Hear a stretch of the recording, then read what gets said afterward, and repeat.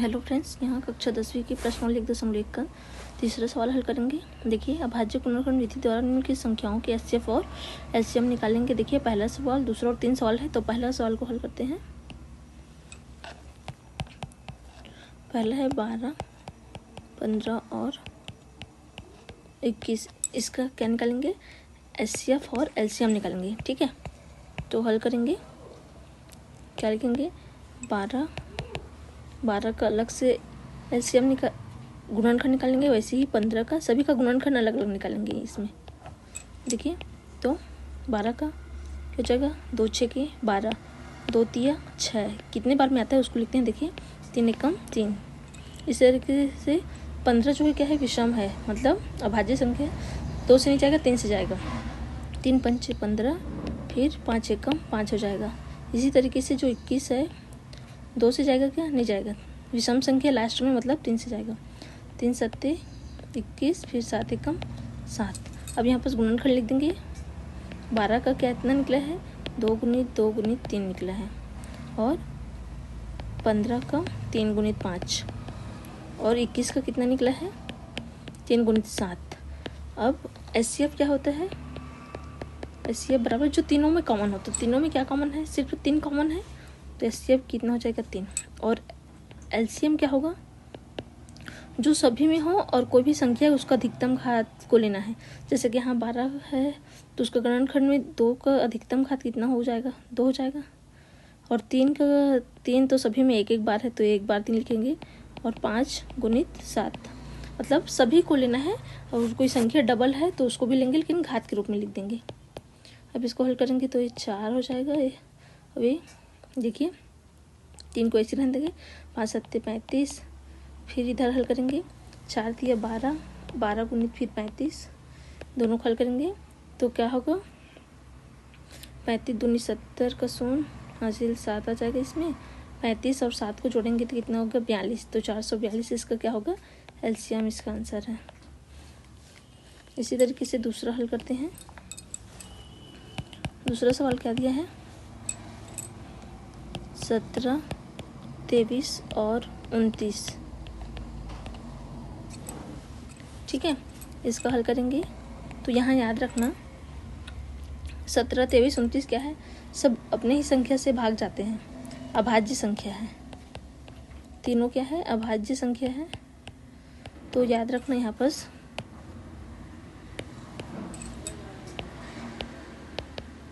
अभाज्य संख्या का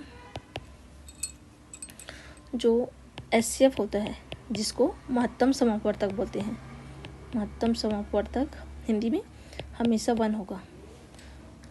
और जो और एचसीएफ होगा जो अभाज्य संख्या का एलसीएम, देखिए, जो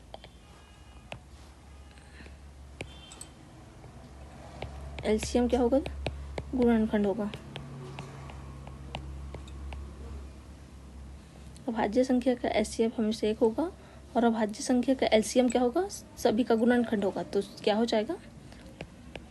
17, 23 और 29 का गुणनखंड निकालेंगे, तो इसको हल करेंगे।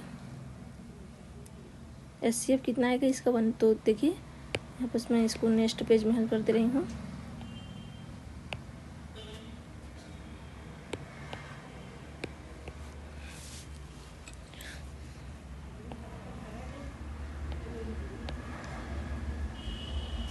गुणनखंड निकालेंगे, क्या होगा? 17 सिर्फ 17 से जाएगा, तो एक बार में ऐसे ही होगा। और 23 किससे जाएगा?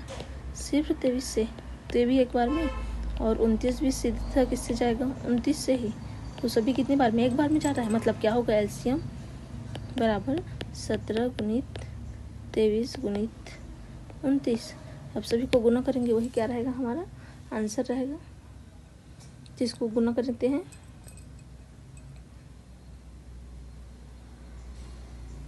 देखिए, गुना कर मान लिखेंगे तो 17 गुणित 23, 17 गुणित 23 करेंगे तो 391 होगा। दोनों का करेंगे तो और गुणित 29 करेंगे तो कितना आएगा 11, 33, 9। इसका क्या है आंसर है। अब नेक्स्ट पेज 3rd नंबर सवाल हल करेंगे। तीसरा सवाल क्या दिया है देखिए, तीसरा दिया है 8, 9 और 25। तो इसका पहले गुणनखंड निकाल लेंगे, 8 का, 9 का और 25 का। देखिए ये 2 से चला जाएगा, 2 चौका 8, 2 दूनी 4, फिर 2 एक कम 2, 9 किससे जाएगा 3 से, 3 तिरिक 9, 3 एक कम 3, 25 सीधा 5 से जाएगा, 3 के भी नहीं आता तो 5, 5 में 25, 5 एक कम 5। तो गुणनखंड क्या होगा 8 बराबर 2 गुणित 2 गुणित 2, 9 बराबर 3 गुणित 3 और 25 बराबर 5 गुणित 5।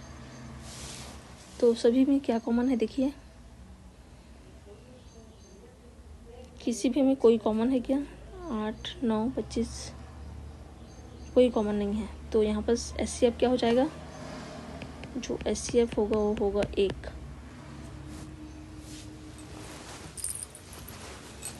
और जो LCM निकालेंगे, LCM बराबर क्या होता है,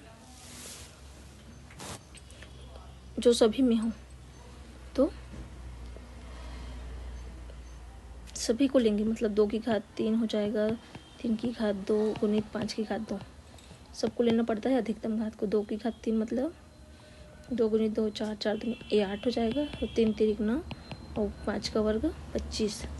फिर इसको हल करेंगे, देखिए 9 8 72 गुणित 25, 25 दूनी 50 का 0,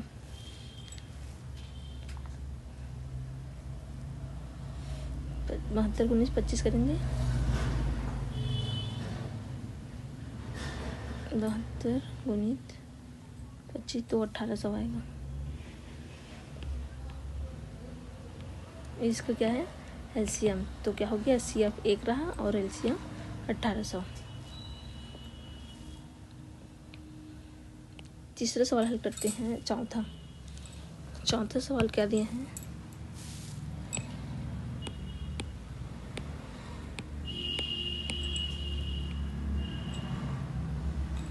जो चौथा सवाल है HCF 306, 657 बराबर 9। तो HCF का मान दिया है इतना और ये दिया है, लिखा है ना, और LCM 306,657 इसको ज्ञात करना है।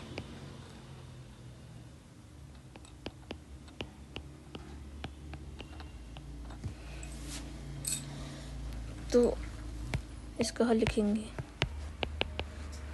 यहाँ पर क्या लिखेंगे, HCF दिया है करके लिखना,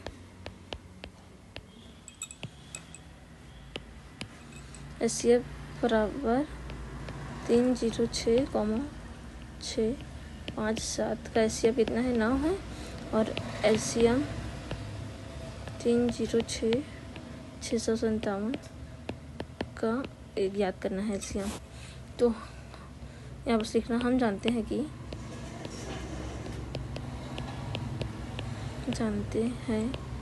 कि दो संख्याओं का गुणनफल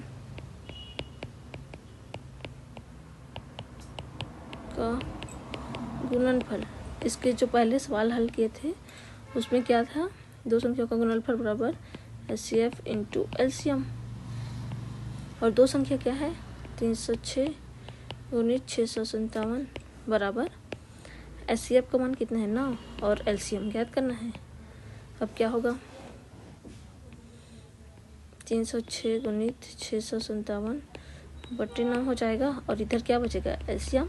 तो हल करेंगे तो इसको मान निकल जाएगा, देखिए 9 से कट जाएगा क्या, 9 3 27 3 बचेगा, देखिए 9 1 9, 9 3 27 3 बचेगा तो 36 हो जाएगा, 9 4 36, तो कितना हो रहा है 34 गुणित 657 इसको हल करो, जो आएगा वो आंसर रहेगा। ठीक है, मैं हल कर रही हूँ।